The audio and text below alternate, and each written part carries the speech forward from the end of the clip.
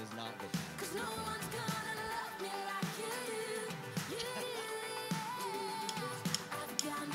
Good morning, everybody. And you guys want to stand up with us and do some worship songs?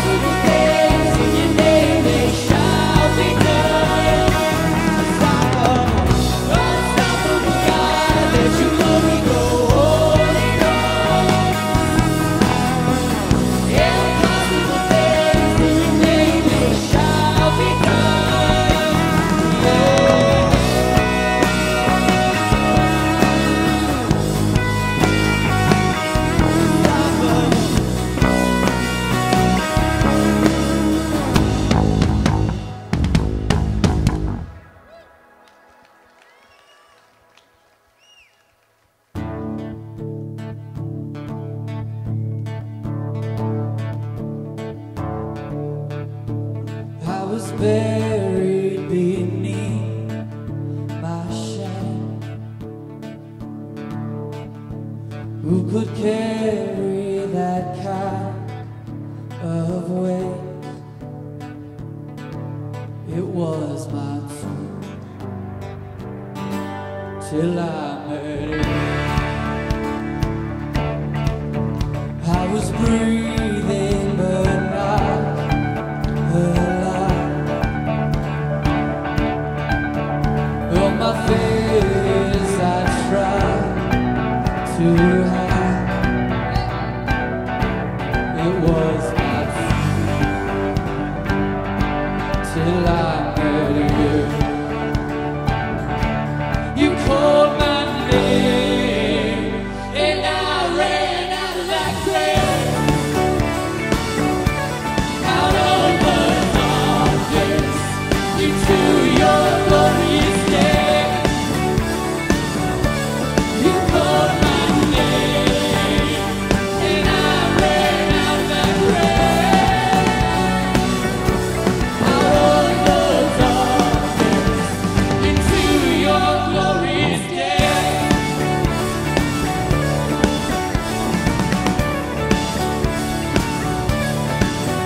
Now your mercy has saved my soul. Now your freedom is all that I know. The only knew Jesus when I really knew. You called my name and I ran out of that grave, out of the darkness into your glorious day. You called my name and I ran out of that grave, out of the darkness into your glorious day.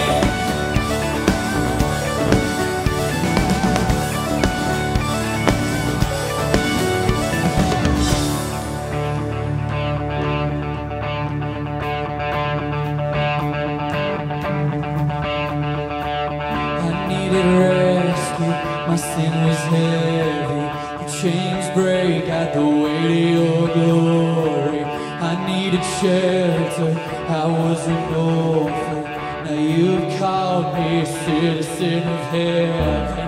When I was broken, you were my healing. Now your love is the air I'm breathing. I have a future, my eyes are open. 'Cause when you call my name,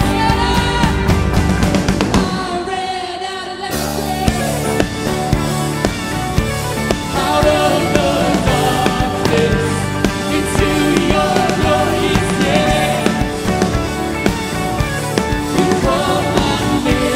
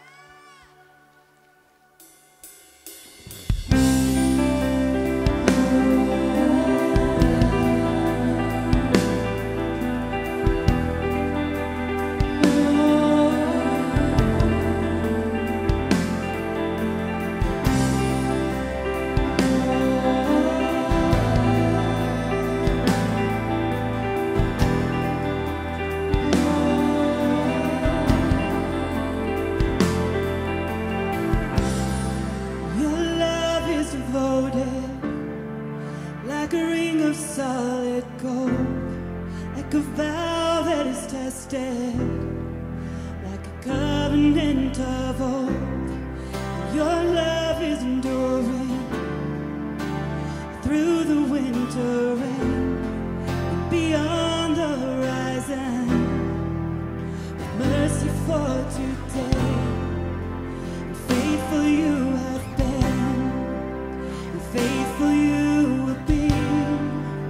You pledge yourself to me, and it's why I sing your praise will ever be on my lips, ever be on my lips. Your praise will ever be on my lips, ever be on my lips. Your praise will ever be on my lips, ever be on my lips. Your praise will ever be on my lips, ever be on my lips.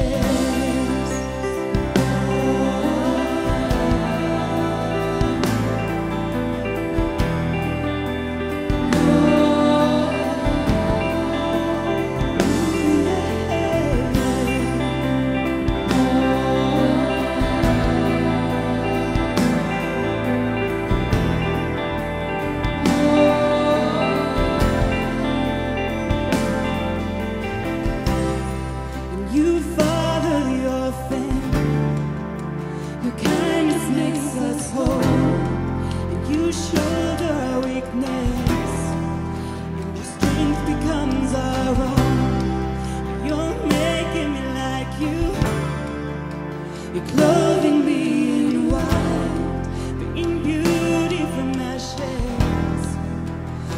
You will have your pride, free of all your sin, and rid of all the shame, and known by her true name.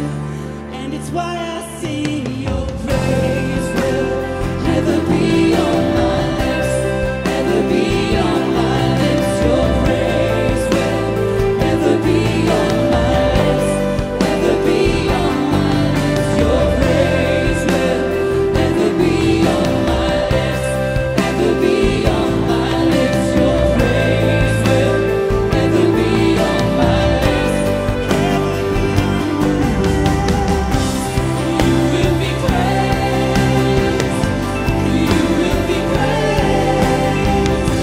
With angels and saints we sing worthy are you, Lord.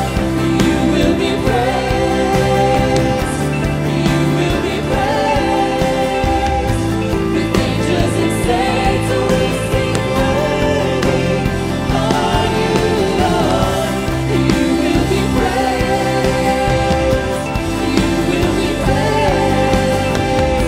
With angels and saints we sing worthy are you, Lord.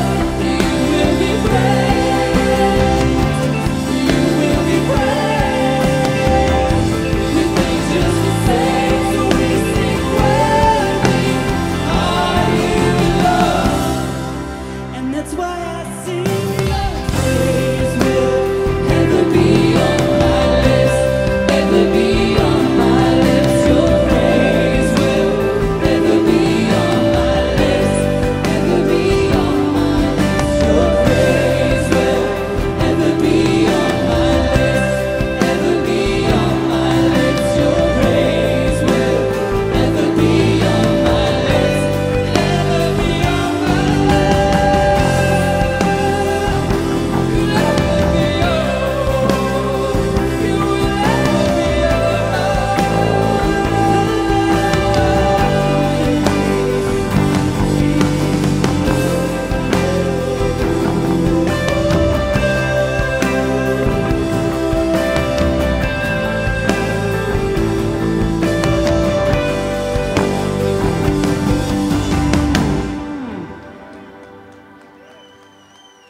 Father, who is like you? Who compares to you in your goodness, in your kindness, and your justice, and your holiness? Who compares to you in the lengths that you went to bring us back to you, to make it right? Who compares to you in a life that is completely redeemed, not a stone unturned? Thank you so much for how much you love us. Thank you that you see us. Thank you that you want us. We love you and we want you. We submit ourselves to you this morning. In Jesus' precious name, Amen. You can be seated.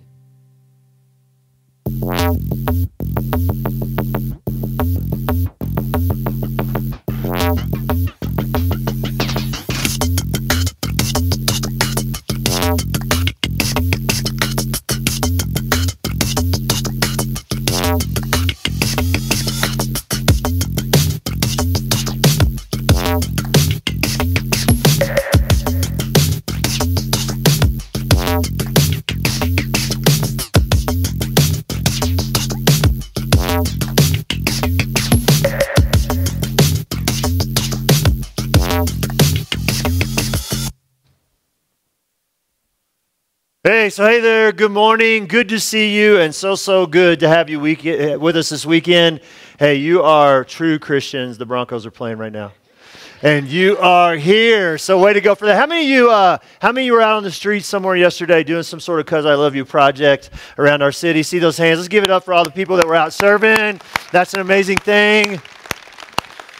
This week has been incredibly exhausting for us. You know, worship service here Friday night and all that, which, by the way, if you weren't here, the room was packed out, standing room only.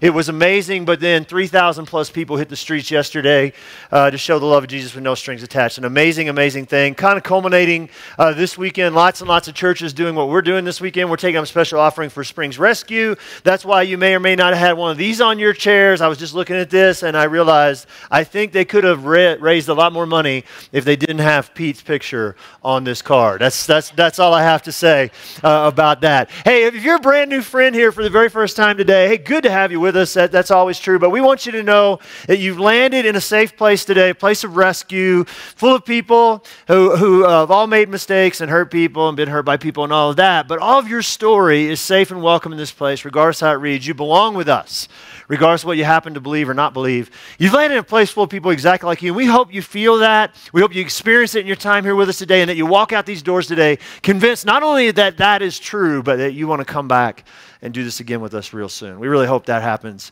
for you. And as always, special shout out and welcome to all of our online friends, wherever you might be tuning in right now too. Always good to have you with us. So back several years ago in the early 1990s, when I was a young prosecuting attorney back in Louisville, Kentucky, my hometown, I had this case.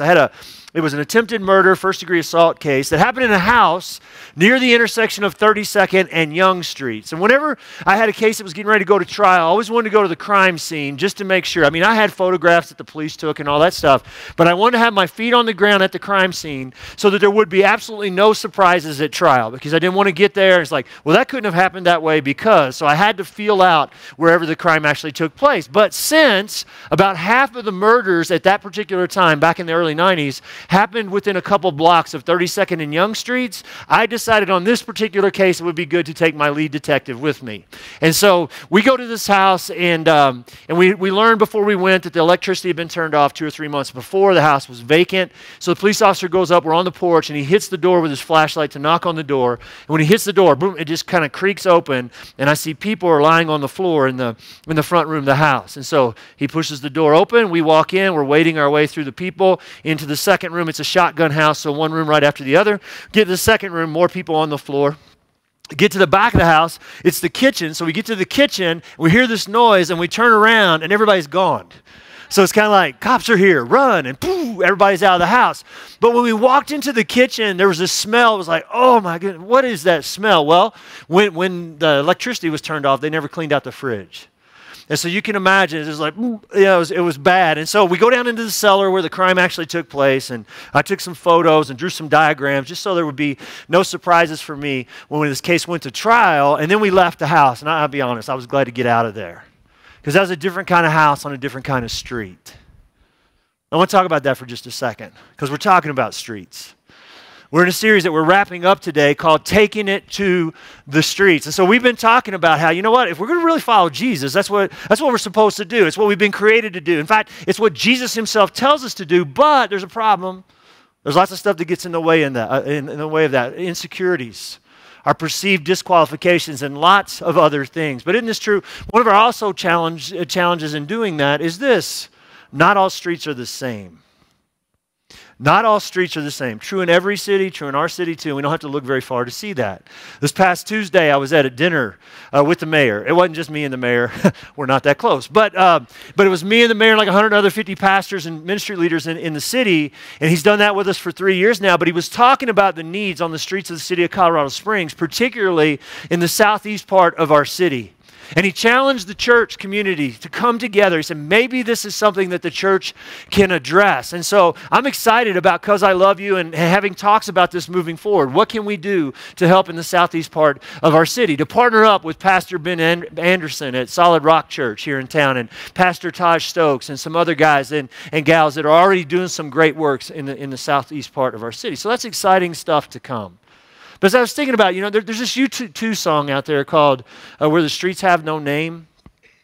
And it paints this picture. It describes this world where there's no breakdown or difference in streets based on wealth or race or political affiliation or religion or anything like that. The song paints this picture of this dream where people come together. And the divisions and barriers that divide us are all broken down. And all people matter. And all people are loved. And all people are cared for. And there's hope for everyone. And I love the song. And I love the concept. And I love the dream. But let's be honest with each other. That's a far cry from the reality of the world that we find ourselves living in today. And so having said that, hear me say this. It's a challenge. It is a challenge, but our biggest challenge is not the distinction that we're drawing between certain areas of our city. And our biggest challenge is not the distinction that we're drawing between certain streets. It's a challenge, it's not our biggest challenge. One of our absolute biggest challenges in doing what it is that Jesus is asking us to do, take it to the streets. One of our absolute biggest challenges in you and me finding the life that we all came in here searching for every single week. We just keep looking for it. One of our biggest challenges in finding that is, whether we are willing to admit it or not, it's our desire to live on, or to at least stay on, Easy Street. So here's the question. What if Easy Street is in fact the last place in the world that we want to be? Because see, if that's true, if that is true, then we need to talk about that before we shut down this series. And so that's what we're going to do in the time we have left together today. So if you brought a Bible, hey, you can open to Matthew chapter 14. That's where we're going to be today. So Matthew 14, if you don't have a Bible, they're on the back tables if you want to grab one now. If not, get it on your way out. It's a gift to you. Love giving Bibles away in this place. Hit our app, hit YouVersion, or ignore everything I've said and just read with me on the screens. We're going to cover a lot of verses today. So here we go. Matthew chapter 14, starting with verse 13. Reads like this. When Jesus heard what had happened, he withdrew by boat privately to a solitary place. And hearing of this, the crowds followed him on foot from the towns. When Jesus landed and saw a large crowd, he had compassion on them and healed those who were ill. As evening approached, the disciples came to him and said, "This is a remote place, and it's already getting late. Send the crowds away so that they can go to the villages and buy themselves some food." And Jesus replied, "They don't need to go away. You give them something to eat." We have here only 5 loaves of bread and 2 fish.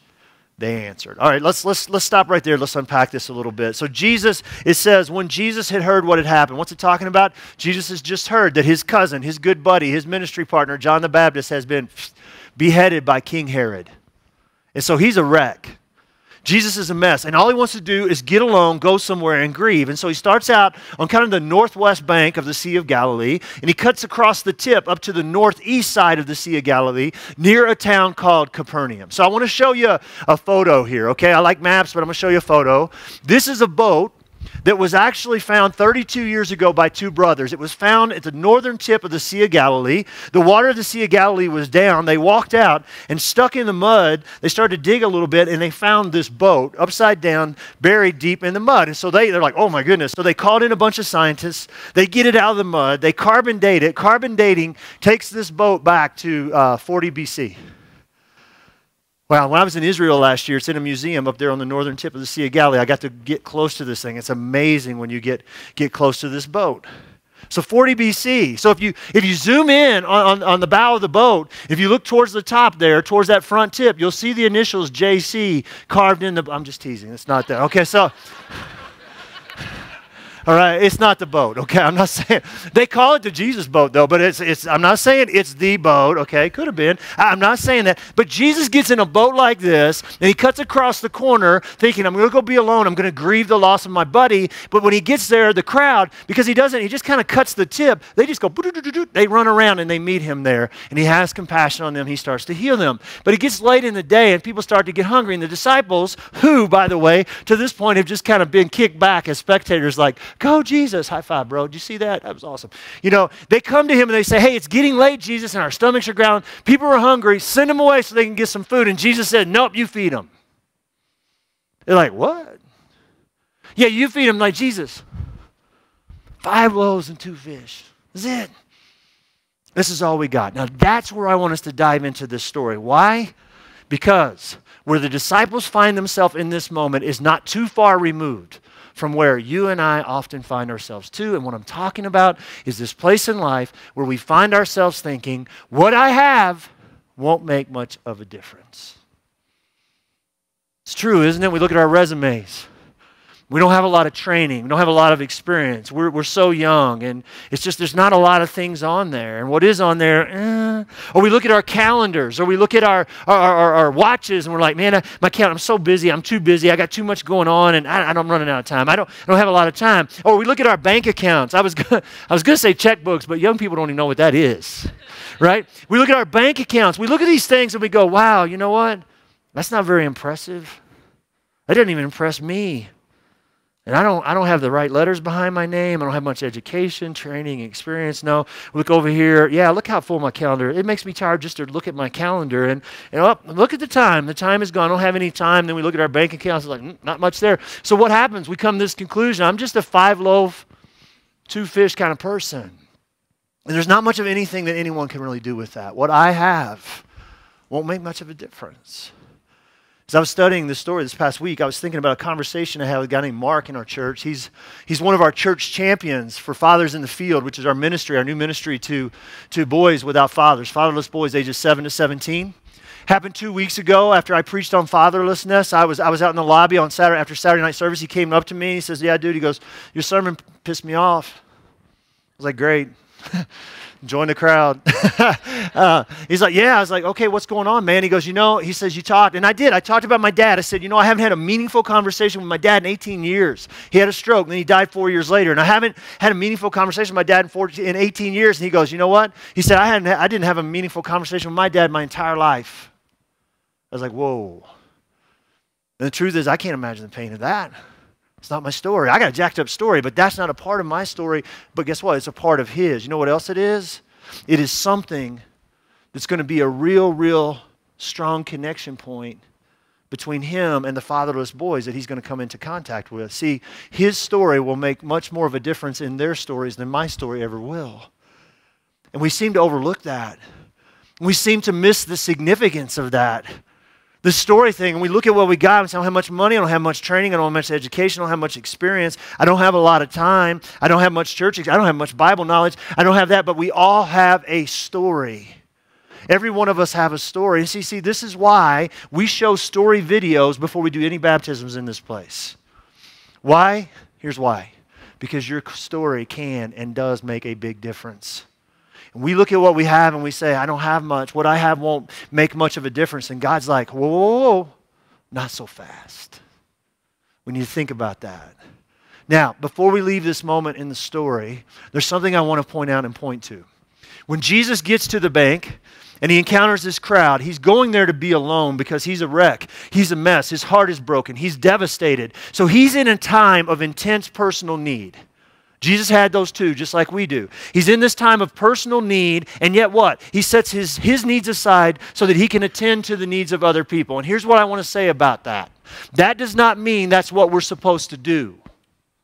You're like, oh, heresy. Right? I thought we were talking about taking it to the streets. We are. Relax, okay? Here's the deal.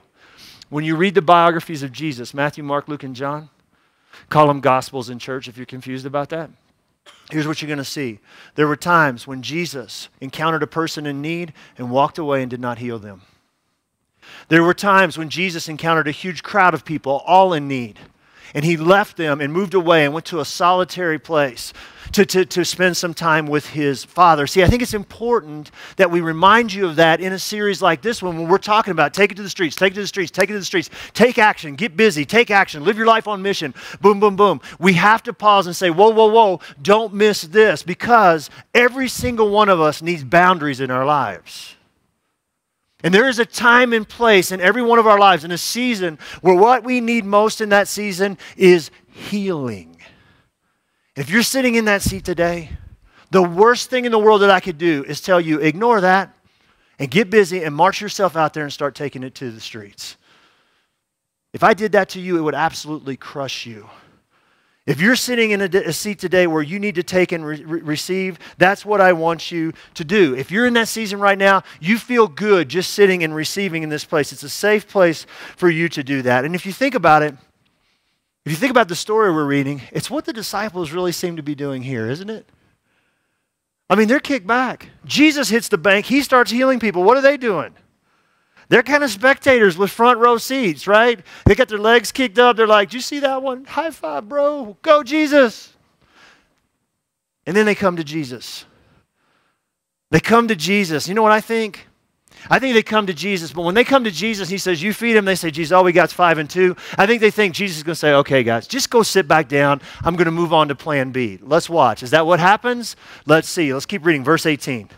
"Bring them here to me." What's the here? It's the 5 loaves, 2 fish, he said, Jesus said. And he told the people to sit down on the grass, and taking the 5 loaves and the 2 fish and looking up to heaven, he gave thanks, then he broke the loaves. Then he gave them to his disciples, and the disciples gave them to the people. And they all ate and were satisfied. And the disciples picked up 12 basketfuls of broken pieces that were left over. And the number of those who ate was about 5,000 men, beside women and children. And immediately Jesus made the disciples get into the boat and go on ahead of him to the other side while he dismissed the crowd. All right, so Jesus takes 5 loaves and 2 fish, and miraculously, I don't know how he does it, he's Jesus, he multiplies it, and everyone gets fed. You got to think about that. 5,000 men plus women and children. So scholars argue about this stuff, because that's what they do. 5,000, 8,000, 10,000, 12,000, 15,000 people. We don't really know. We know it's thousands of people. And it is spectacular, and everyone in the crowd knows it, because when you read John's account of this very same story, John says the people want to make him king right here in this moment. Let me tell you something. That's why he puts the disciples in the boat. Because the disciples are going, "Wait a minute, you're going to be king. That means we're going to be royalty. Yay, let's go." And Jesus is like, "Get in the boat, go over there. I'll see you in a bit," okay? And then he what? Because they're like us, right? And so then he dismisses the crowd. Now, before we leave this moment in the story, I want us to pay attention to this. These disciples who just like us, just looked at what they had and said, "What we have won't make much of a difference." They've just witnessed something very, very significant. What is it? Here it is. My limited resources have unlimited potential. It's true of them in this moment in the story, true of every single one of us too. Think about it. The disciples don't have much. And what they do have in their hands is not going to make much of a difference with this huge crowd. See, here's what you got to see. Everything changes. Everything changes when they hand it over to Jesus. Everything changes when they move from being spectators, "Go Jesus," to what? To become participants. They leave their front row seat and they become participants in the story. If you think about this moment, what did it really cost them? Not much. John tells us that the fish and the bread came from a boy in the crowd. It's not even their stuff. So what do? They invest a little bit of their time, and they invest a little bit of their effort helping out. They move from spectator to participant. Now, when I read this story, I don't know about you, but when I read this story, you know what I think about? I think about my own church journey. Because from 18 to 33, I was a church spectator. I went to church up until the time I was 18 years old because my mom made me. After I was 18 years old, I went because my girlfriend, who became my fiance, who became my wife, made me. But I was a spectator during that season of my life in church. It took me a long time to move from spectator to participant. It really, really did. In fact, when my first step into being a participant was, here's what I did. I passed communion trays, and I signed up, and I played for a church traveling competitive softball team. That was it. For me, that was pretty easy, because communion trays, look, I'm already there. I didn't have to come early. I didn't have to stay late. All I had to do is get up, pass the tray. It's all good, and I love playing softball, so that wasn't a big deal. So my move from spectator to participant was a very easy one. And I just want to be honest. It's easy for you too. If you want to do that, easy step. We got a million steps here you could take to do that. My move from spectator to participant was an easy one, just like the disciples here. But I didn't change the way I lived my life. Once I became a participant, I didn't change the way I lived my life at all outside my church Sunday morning experience. Back when I was a young prosecutor in that time stretch, our office building was across the street from the courthouse. So every day, my life was back and forth, back and forth, back and forth. I was in court every day, back and forth. It was great. Every day, though, to go to the courthouse, I had to walk by Don's hot dog stand.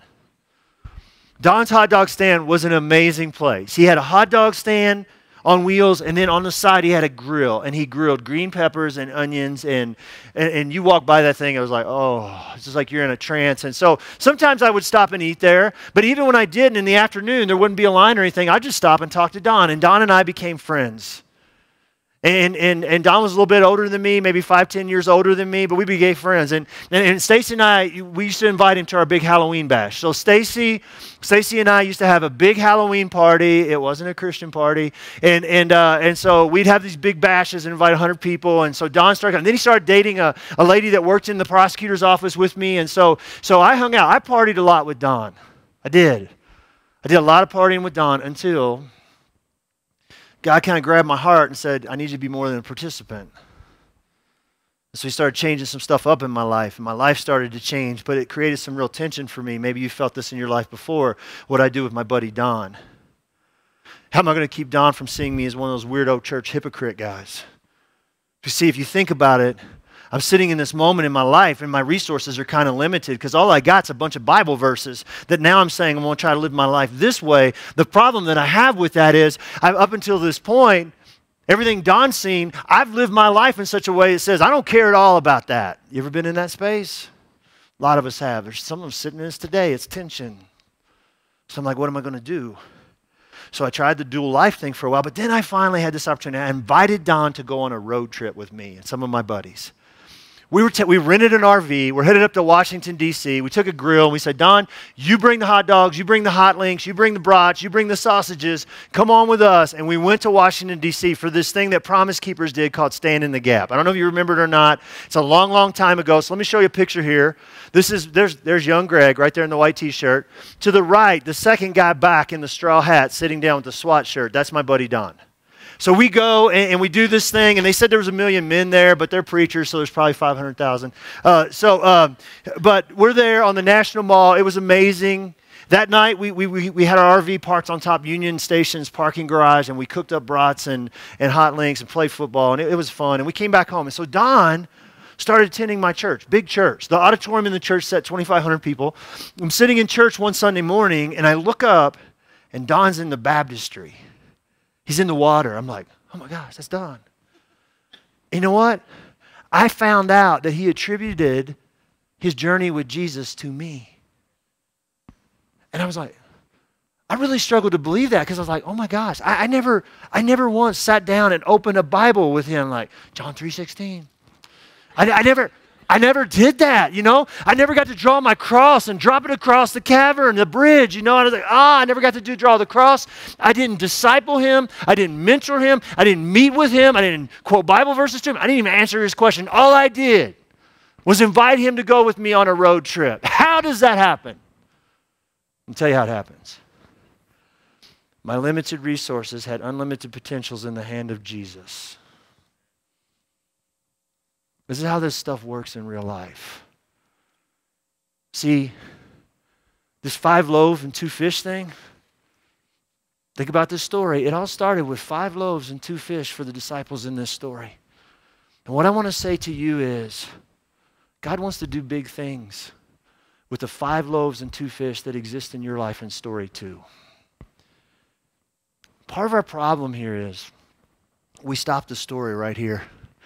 And I've been guilty of that. I've done it. I've preached this passage several times, and it's like, and that wraps up our sermon for today. And you're like, great, we can catch the rest of the Broncos game. Chill out, we're not done yet. All right, but it's easy to do that. In fact, if you read my Bible, in Matthew chapter 14 right here, there's a section heading that says, okay, story over, we're moving to Jesus walks on the water. So there's a hard break here. New story, is it? See, here's what I'm saying. We have a tendency to not only stop the story here, you and I, we have a tendency to stop our journey with Jesus here too. We stop at participant. We stop one step short of the life that every single one of us comes in here chasing after every single week. And so today, I'm saying, how about this? How about we don't stop it? Let's keep going. The journey continues. Verse 22. After he dismissed them, the crowd, he went on the mountainside himself to pray. So same story, you better believe it. It's the next moment in the story. And then later that night, he was there alone, and the boat was already a considerable distance from the land with the disciples in it, buffeted by the waves because the wind was against it. And shortly before dawn, Jesus he went out to them, walking on the lake. When the disciples saw him walking on the lake, they were terrified. "It's a ghost," they said, and cried out in fear. But Jesus immediately said to them, "Take courage, it is I, don't be afraid." "Lord, if it's you," Peter replied, "tell me to come to you on the water." "Come," he said. And then Peter got down out of the boat and walked on the water and came toward Jesus. But when he saw the wind and he was afraid and he beginning to sink, he cried out, "Lord, save me." And immediately Jesus reached out his hand, he caught him. "And you of little faith," he said, "why'd you doubt?" And when they climbed into the boat, the wind died down. And those who were in the boat worshiped him, saying, "Truly you are the Son of God." Now, those verses I just read, there are a million sermons packed into just those verses. I just want to ask one question. When did the 11 guys in the boat worship Jesus? It's like, well, when they recognized it was him. Nope. He says, "Guys, chill out. It's me. Don't be afraid." He was out on the water. When do the 11 guys in the boat worship Jesus? Answer, once the storm has stopped. It's what we do. It's what we want. Come on, it's what we expect life with Jesus to be like. It's a lot easier to worship Jesus in our lives and to say, "Truly you are the Son of God." What?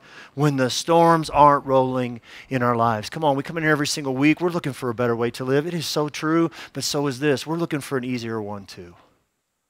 Me too, me too, me too. I grew up in church hearing this story over and over again, and my conclusion was this. This is just another example of that knucklehead Peter failing once again. Can I tell you something about this story? Actually, he's the only one that gets it right. And we're like, wait. What are you talking about? Jesus scolded him. Jesus just called him out. "Peter, little faithless guy, why'd you doubt?" I mean, he could have said it that way, but what makes more sense to me is, dude, come here. You almost made it. Why'd you doubt, bro? You took these steps. Next time you've got this. I think that's what's really going on in this story. Why do I think that? Because Peter's got more faith than the other guys sitting in the boat. The truth is, Peter here in this story is much closer to the life that he's looking for than any of the other 11 guys. Why? Here it is. Because in the midst of the storm, he was willing to let go of the boat. So last question for today. Last question for the series. Make it personal. What am I refusing to let go of? What are you refusing to let go of? See, Peter didn't practice for this moment. Peter didn't practice walking on water. He didn't have a little creek over here or, a baby pool where he was like, "I'm going to get this down. 1, 2, 3. Hey, guys, watch me." He didn't do that. Peter didn't practice. Peter wasn't gifted at walking on water. He didn't have a spiritual gift of walking on water. Peter was not an expert in walking on water. See, what I'm trying to get to is this. This story is not about practice. It's not about gifting, and it's not about expertise. This story is about trust. It's about courage, and it's about obedience. It's about 3 things that you and I tend to struggle with the most. And what it is, it's a perfect picture. I'm going all in. I'm selling out. I'm going to let go. I'm going to let go of this boat. I'm going to let go of this safety, this security, and this comfort. I'm going to step out there, and it's scary, but I'm going to step out there, and I'm going to move my life towards Jesus. That's what I'm going to do. So I've stepped from spectator, and I'm stepping to participant. That's easy. We talked about that. This last step, easier said than done, because now I'm going to move from being a participant. I'm going to become a sold-out follower of Jesus. That's easier said than done. Why? Because of these things in life that we're holding on tightly to. That one thing that we cannot imagine letting go of in our lives. See, what it looks like for most of us is more like this. Jesus, we're out there, and you're giving us invitation to come, but I really don't want to come out there with you. What I really prefer is for you to join me in the boat. right? Like I'm in the boat and I got my life going this way and I've got it pointed in this direction. And so come on, come on. You get in here with me because you join me in what I've already decided I'm going to do with my life because, you know, I see you out there and I appreciate the invitation, Jesus. I really do. But that looks scary and that looks hard and that looks challenging and that looks uncertain and I'm scared of that. So with all due respect, Jesus, I appreciate your offer, bro. I really, really do. But I much prefer my boat. I really am pretty comfortable here where? With my life on Easy Street. What if you and I finding the life we're looking for has less to do with what we gain and more to do with what we're willing to let go of? 2018 has been a rough year for me. Not rough compared to many of your stories. I know some of them and you've gone through hell. But it's been a tough year for me. It's been a tough leadership year for me. It really has. We've done some staff changing in the last year, and people with history and relationship and all that, it's really, really hard on my heart. And we went into this year, I told our staff, I said, you know, this is going to be the year where we say no to just about everything. We're not going to add a bunch of new stuff. It's the worst thing in the world that we could do.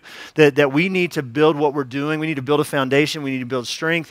And we need to add systems and processes and just really shore this thing up. And we need to challenge people like we've never challenged them before. And I told our staff heading into 2018, I said, we could lose 500 people this year. I'm hoping not, but we could lose 500 people this year. I did that because I felt like God said to me, hey, I need you to build the foundation. I need you to build this foundation, build this rock because to handle what I've got coming in the future because something great is coming. And so we've been working really hard to do that. And we may have told you no to something you wanted to add. And if so, I'm sorry, but that's the reason. So we've been building, we've been building foundation stuff. And at the same time, guess what? Our church has not grown for the first time in 8 years. And it's wrecked my heart. I don't know what to do with that. My heart's really struggled with that. And we're like, well, your heart shouldn't struggle with that. I know, but it has. So Haley McDonald on our staff, she's amazing. And she's got this cool conversational relationship with God. And she came to me, she said, Greg, God told me to tell you that 2018 is going to be your best year yet. I was like, yes. This is back in March, okay? I'm like, yes. I go home, I write it in my journal. I could show you. I draw a box around it and I highlight it. It's like, oh, 2018, my best year yet. And then I get to April and I read that and I look at my life. I'm like, must have meant May. So I go to May, right? And I look at everything that's going on in my life and in this church. I'm like, must have meant June. And I keep going. It's just getting worse and worse and worse. I'm like, 2018 is supposed to be my best year yet. What do you mean, God? And then I realized about a month ago, I've been measuring it wrong. See, I've been measuring it by external things. And for the first time in my life, I can't find my identity in numbers and results. I can't. And God's doing amazing things in our church this year. He is. He is. I mean, our attendance is down. Look around. Our attendance is down. But God's doing amazing things in our church this year. But what I've realized is my best year yet is not determined by what God is doing at DCC. It is all about the changes that are taking place inside of me. And for the first time in my life, in 2018, I have learned to let go of this intense pressure that I feel that I have to be amazing. And I have learned to let go of finding my identity and my worth in numbers and in results. And I have learned to let go of this desire I have to prove the naysayers about me wrong. And I've learned to let go of I've got this thing that I've got to prove myself worthy of even being a pastor. I've let go of that. And I've learned to let go of this thing that happens in my life where I allow my life to be diminished by the success of people around me. This comparison thing that I do. And as we continue to do all this great stuff in our city, like we have over the past week, you know what else I've learned to let go of? I've learned to let go of my concern for who gets the credit for that. And every time I let go of one of these things, you know what happens? Just like Peter, I move to and I experience more of Jesus in my life. Every single time. And so I'm still learning to let go. And I still have a long way to go, but here's what I'm experiencing. Every time I let go, I experience more and more and more of a freedom that even though I've been in church my entire life, that I've never even known was possible before. And that's what I want for you. This is what I want for you. So what's it look like for you? What's it look like for you? Maybe it's all this medicating brokenness stuff like I'm talking about. Maybe that's what it looks like for you. Maybe for you it's a relationship. Maybe it's a job, a career. What are you holding on tightly to, right? What's getting in the way? What are you trying to carry around with you as you follow Jesus? It's a job. It's a career. It's money. It's retirement. It's success, popularity. It's sexuality. It's an addiction. I don't know what. What does it look like for you? This thing that you struggle letting go of, that you carry around with you as you try your best to follow Jesus. See, we think this series has been all about the difference that each of us can make out on the streets. You know what this series is really about? It's about the difference that this stuff can make inside of you. So what are you refusing to let go of? Maybe for you it's sin. And we don't talk a lot. We don't throw that word around a lot in this place. It's a real thing. It's this thing you're doing in your life, and you keep doing in your life, that you realize doesn't line up with God's heart or what He has for your life, but it is medicating pain like nobody's business. And it's medicating your pain, it's bringing pleasure into your life, and you just can't imagine life without this, whatever this is for you. And maybe you need forgiveness. You just need to let it go and turn away from it, and you need some forgiveness. Maybe it's guilt and shame because of your past. You know what you need? You need the help and you need the hope of Jesus in your life. You just need that. Maybe it's not something you've done. Maybe it's something that's been done to you or said to you or said about you or done to you over and over again. You know what you need? You need healing and redemption and restoration. It doesn't matter. Whatever it is, the answer is the same. It's the step Peter took in the story. Yeah, I got to get out of this boat. I got to let go of this, lay it down, and I've got to move towards, bump into, and experience Jesus. Could it be that the very thing that is keeping us from all that is available to us in this life and all that Jesus came to bring us has everything to do with that thing that we are holding on to in our lives? Other than Jesus, the thing that we're holding most tightly to. I'm telling you, the answer is Jesus. Jesus is King. Peter gets this right. Jesus is Savior. Jesus allowed Himself to be brutally beaten so that you'll never be. He allowed Himself to be nailed to a cross so that we don't have to. Jesus is healer. He's Redeemer. He's Restorer. He's our strength. He's our hope. He's our friend. We're told He is our help in times of trouble, that He never leaves us or forsakes us. This is all true. And so here it is. Before we walk out the doors today and we get busy taking it to the streets and we live our lives on mission, we need to get back to our source of hope and our source of strength. We need to get ourselves back to Jesus. So let's do that. The worst thing in the world that we could do is send you out of here without that. So here's what we're going to do. We're going to turn down the noise. We're going to turn down the chatter in life. We're just going to take a few minutes to be still. We're going to chase after that together. I'm getting ready to pray. Then we're going to pass some trays.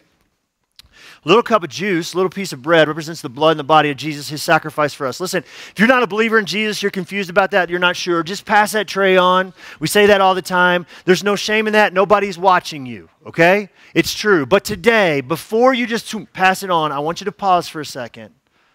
And I just want to say this. Maybe today is the day it changes. Maybe today is the day you don't do just that. Because as you sit here right now, you realize, I've been trying this my way for a long, long time, and my way is not working. So maybe today is the day that you let go of your way, and you move towards and you give your life to Jesus. And you take communion with us. You don't pass the tray on. You stop, you take it out, and you take it with us as a result of making that decision. And if you make that decision, I want to encourage you, come down to the screen, under the screens, right after the service. Someone will be there to pray with you and guide you towards some great next steps for you. Whoop. Don't get old. It's horrible. If you're already a believer in Jesus, you know the drill, right? So we're going to pass the trays. I'm not coming back up. I'm not leading through it together today. You're going to take it on your own as the music plays. After we take communion, you're going to hear those cups crack around the room. We do that. A lot of us like to do that to remember what Jesus said on the cross when He said, "It is finished." This is a great deal. Yesterday's, today's, and tomorrow's sin. It's not a license to sin, but tomorrow's sin. All what? God remembers it no more. As far as the east is from the west, He buries it as deep as the deepest sea. It's all removed, all taken away, taken care of by the blood of Jesus. So, what are you refusing to let go of? It's time for us to let it go, lay it down, move towards, and experience Jesus. So I'm going to pray for us, then you take communion whenever you're ready as the music plays. Let's pray. Jesus, here we are. I just pray right now over every heart in this room that we're not far from the finish line, that you just help us to be present and available. That all the distractions that the enemy wants to bring our way right now, thoughts of things later today, later this week, whatever it might be, that you just turn down the noise, you turn down the chatter, and you help us to be present in this moment with you. And Jesus, all of us carried our baggage in here with us today. And there are things in all of our lives and stories that we're turning to other than you to find happiness and joy and purpose and meaning and significance, to turn down the noise, to medicate pain, whatever it might be. And I'm just asking you, would you help us to see it? And then, the big step, would you give us the courage to lay it down so that we can experience all that it is that you came to do in us, so that ultimately we can walk out here and do the incredible things that you've designed us to do, that you desire to do through us, so that we can find this life to the fullest thing that you came to give us. So we devote these next few minutes to you, Jesus. Come and do what it is only you can do. In your name, amen.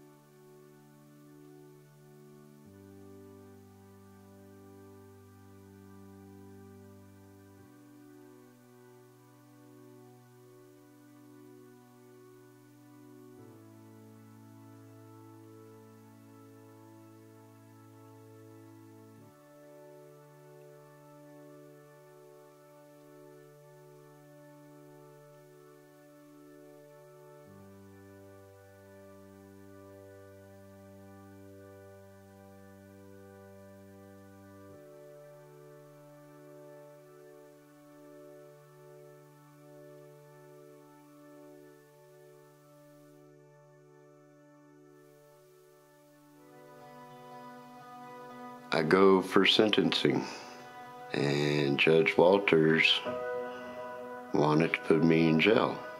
I was tired of being drunk and high every day, and I would sit outside of the building and watch people go in, and they'd be going to work, and they'd be doing something, they'd be happy, and I wondered what it was and how I could get it.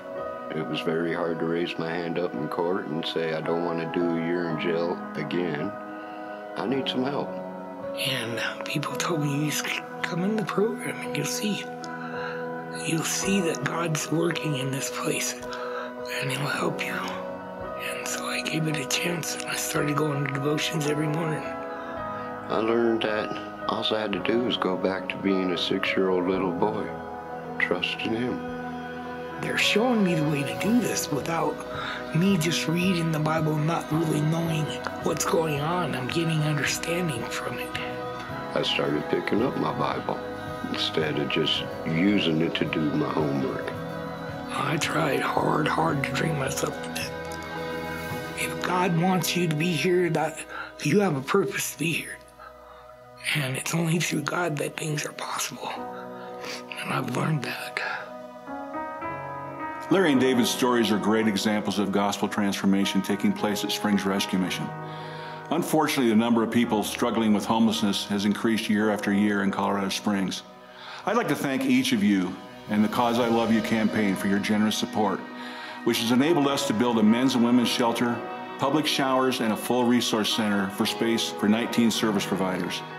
Today, please prayerfully consider making a generous gift to continue this legacy by helping us raise an additional $500,000. With your help, we can complete our campus with a 250-seat dining hall, a space to welcome our guests with open arms, and security facilities for added safety. Thank you for your continued support and prayers for Springs Rescue Mission and the neighbors we serve. God bless you all. It's changed me so much. It's unreal. It's hard to explain how much inside has changed. The darkness is gone. And that's amazing.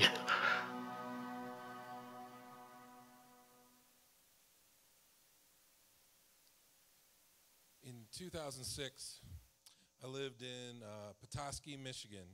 For those of you who aren't familiar with Michigan geography, that's the tip of the mitt right there on the lake.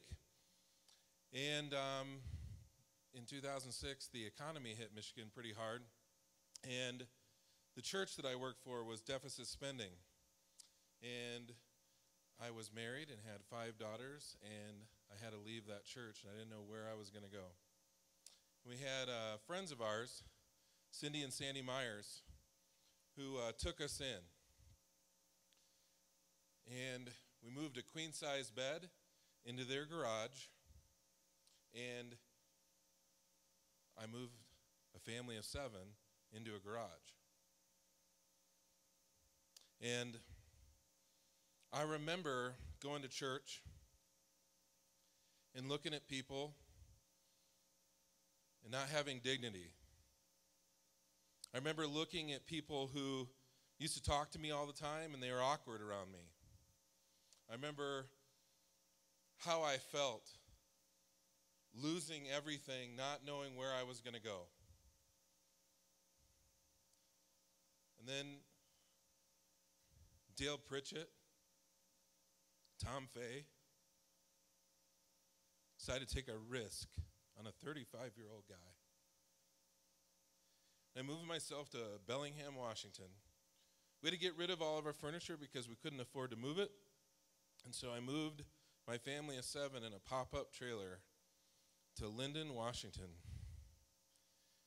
And then Faith Reformed Church showed up, started filling a house that I could barely afford to rent, and gave us furniture and everything that we needed. I'd never attended Faith Reformed Church. Didn't know anybody at Faith Reformed Church. I didn't even know how they knew I was in town.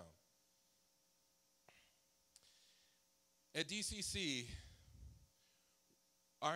we believe one of the biggest things that we are called to do is to look across our community and find light posts. People who are doing work, significant work in our city. And Springs Rescue Mission is one of those light posts in our community. They're trying to restore dignity to people. They're supposed to work hard, right? They work and they strive and they push to bring hope to people.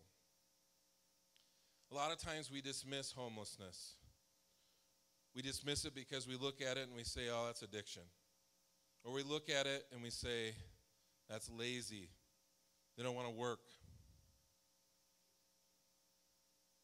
Look at my face, because this is the face of homelessness. I've been there. I've lost it all, and I only had people in a church to come and rescue me. At DCC, we do things. We go big or we go home, right?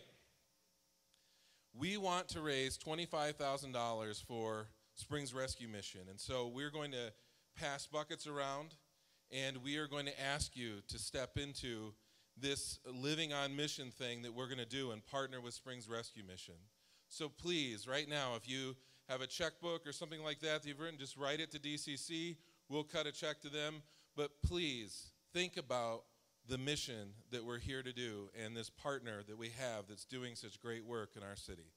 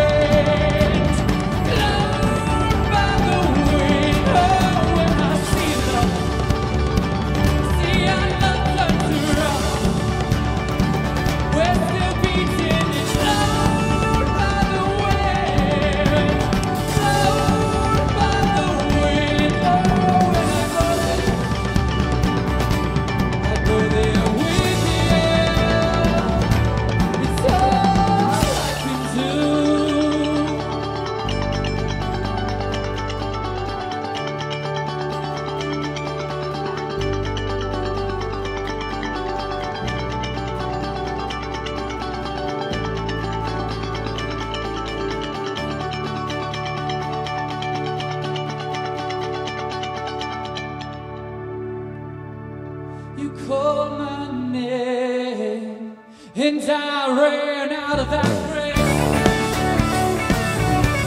out of the darkness into your glorious day.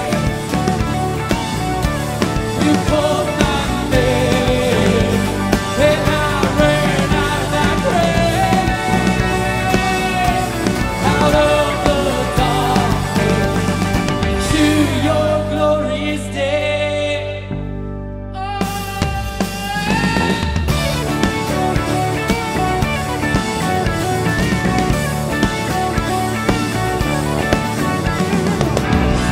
Kept running out of that grave.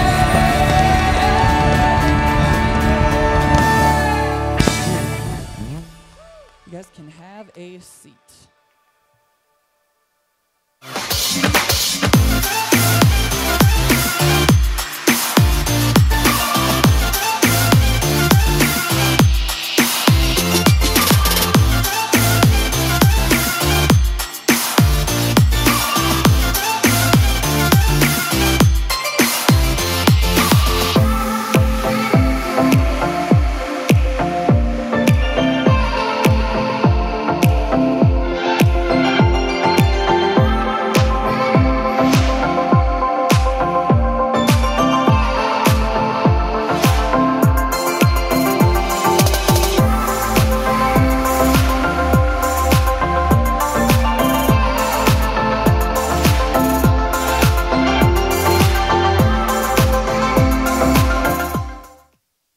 Woo!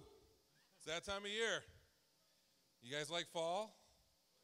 All right, pumpkin spice latte, aspens changing up in the mountains, football, cold, brisk mornings and evenings.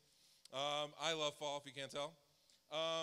Fall's a big time for us because we do this thing called Trunk or Treat every year, and we try to serve thousands and thousands of people, and they bring their kids here to devour literally tons of candy.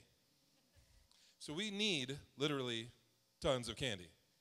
And so you probably noticed in the lobby that we've got a banner out by the slotted walls, right, kind of just to where Greg stands, back there by the bathrooms. And we want you to bring candy. This year, we would like it if you could bring it a little bit earlier, because we bite our nails about that last week in the lead up to October 31st. So please do that. I don't know how I'm going to make this transition, but I'm going to move strict from Halloween to Christmas. Woo! It's like Walmart. All right. So we have Christmas families, and you guys are all familiar with DCC. Here at Christmas time, we put tags out and we hang them out there, and you guys can go out and you can buy gifts, and we bless families during Christmas time.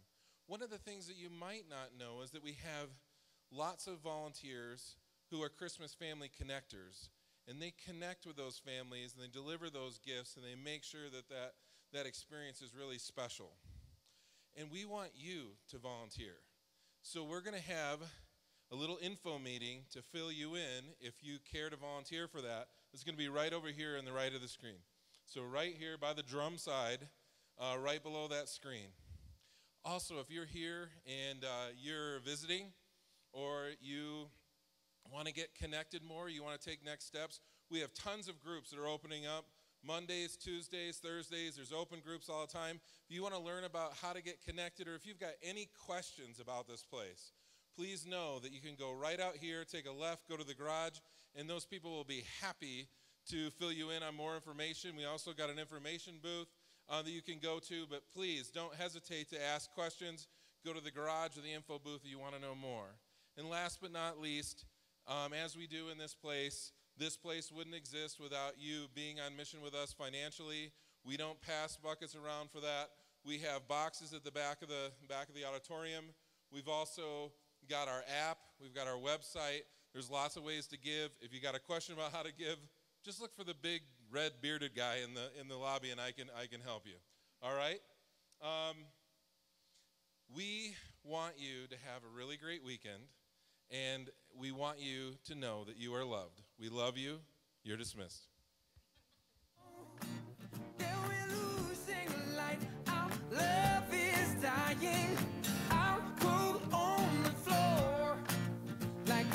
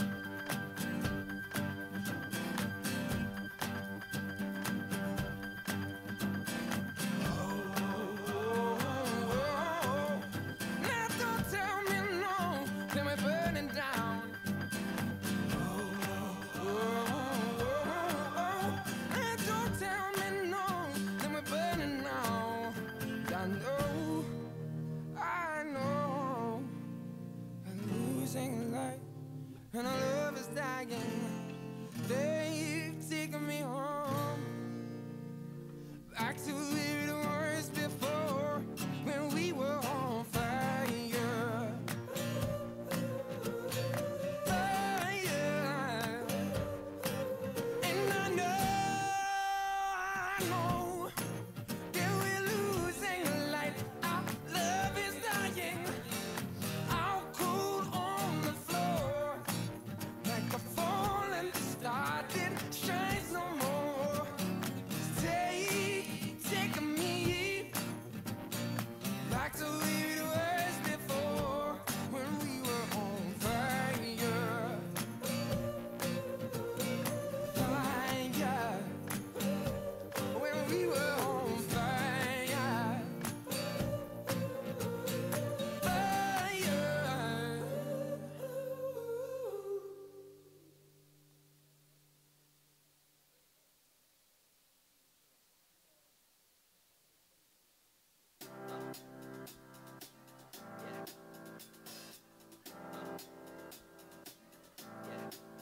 I got this feeling inside my bones. It goes electric wavy when I turn it on. Off from my city, off from my home. We're flying up no ceiling when we in our zone.